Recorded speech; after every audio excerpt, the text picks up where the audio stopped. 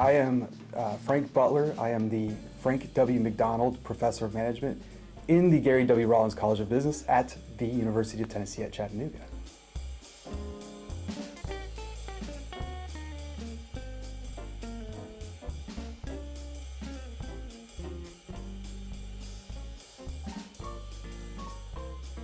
Sort of been all over the place, but I started off going to the University of Georgia with the intention of being a physician, so I was pre-med microbiology.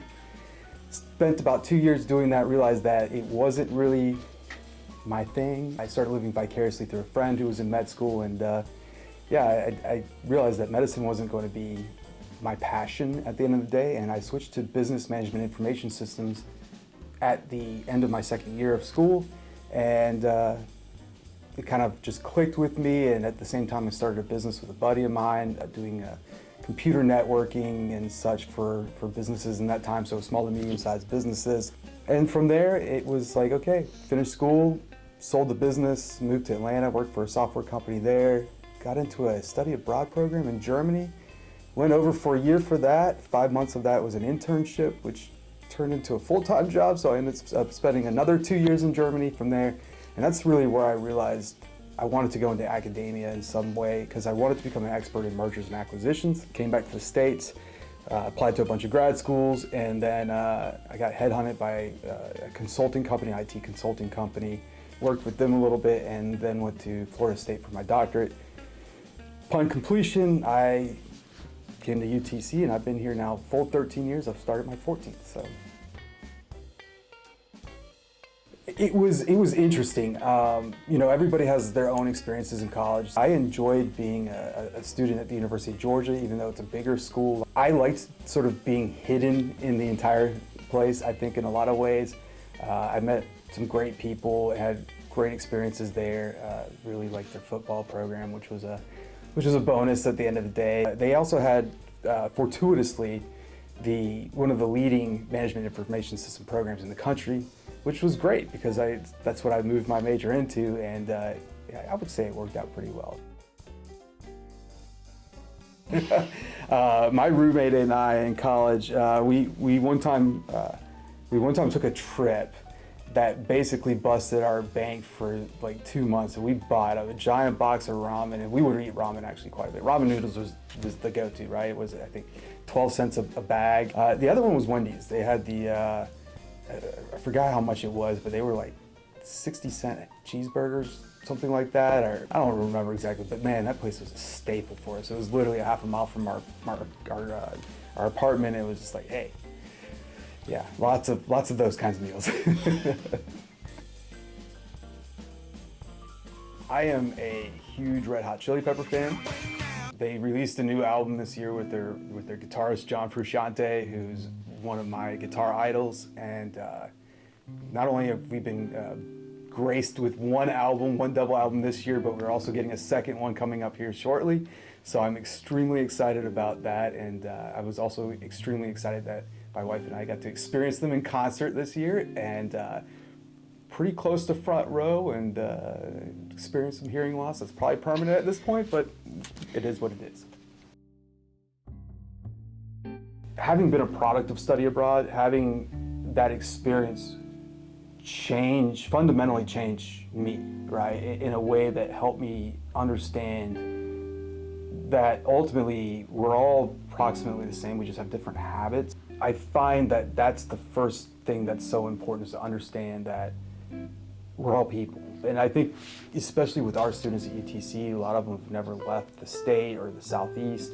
And I think it's giving these opportunities that are usually ultimately at the end of the day, not only credit bearing, but also typically a safer environment to do that first sort of foray into that uncertainty is a great opportunity. So that's one piece of it. I think the other piece of it, it's a great opportunity for the students to have to figure out things themselves. Going to Mexico, there's not as many people who speak English as fluently or as well. And so I think the experience of figuring things out builds confidence as well. And I think there's really two facets about those trips that's just so important. And like I said, for me, it fundamentally changed how I thought about others. It really did change the way I just viewed the world. So.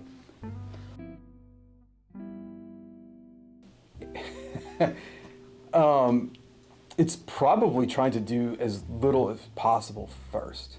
So like before I start my day, I mean, I'm bad. Like I'll make a tea, I'll sit down, drink the tea, I'll watch some mindless TV, or I'll build a Lego, or just fumble on my guitar for a little bit. And then it's like, okay, now I gotta work. And I think by doing that, it sort of has my brain prepared to go, okay, now you've done virtually nothing of any real substance, and now let's hit it. Let's hit the ground running. So.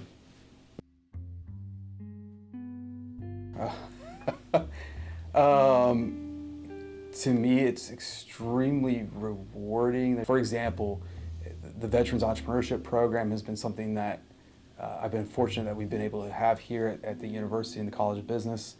It's been a big passion of mine. It takes an enormous amount of work, but it's worth every bit of my time. Having grown up in Savannah, I grew up with a lot of military around me, and that's always been on the top of my mind, just knowing that, hey, they've had to deploy, or the sacrifices they made, or what they've had to see. So it's really easy for me to dive into that Veterans Entrepreneurship Program as much as I do. And I think also because so much of that group, not only just being veterans is an underrepresented population, but even the participants frequently are, and they haven't had necessarily the things that I've been able to enjoy just because I've been privileged in a lot of ways. It's made it very easy for me to want to see more people who are not me, different than me, come to the table. Being comfortable financially, having a great home life, having an extremely supportive spouse, I'm want for nothing really at the end of the day that's meaningful, I would say. And so I just think that we could get more people there, and that's what I think it is for me, is to try to help more people get to the table. So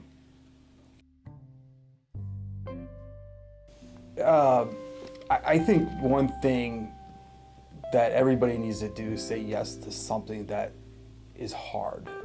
When I was presented with the opportunity to go to Europe for a year to study abroad, that was an extremely difficult thing to say yes to, and it's very easy to say no to something like that. Oh, I just finished school, I just got into a career. Well, that's probably the best time to say yes. People oftentimes don't like uncertainty, or pretty much we don't like uncertainty as humans. And that's sort of what I liken it to, is that sometimes you have to make those hard decisions to say yes to something. Like, yes, I need to take advantage of this opportunity that's presented. Or maybe it's the job is coming to you and say, hey, we would like to send you to this training that will be moving you to a place that you have no connections to, no understanding of.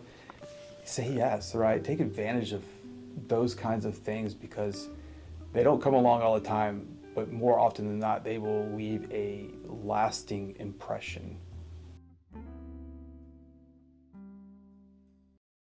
Hey guys, thank you so much for tuning in to our very first episode of the Chaotic Career Series.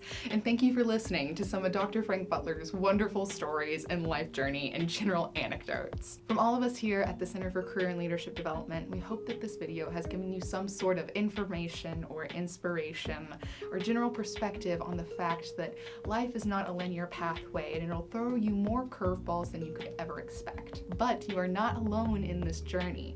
If you ever need any guidance or help or just general information, please come see us down at the CCLD. With that out of the way, until next time, stay chaotic, Mocs.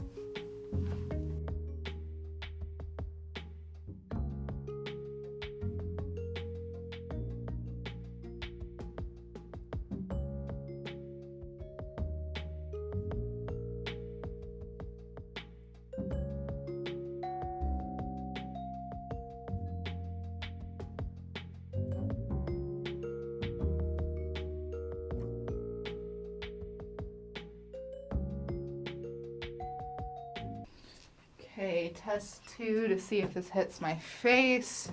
I feel like that's better.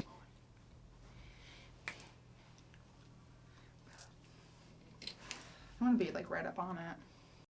That's what I deal with. Okay. Yes. That's what I deal with. Perfect. Okay. That's on the light end of what she has to deal with. Okay.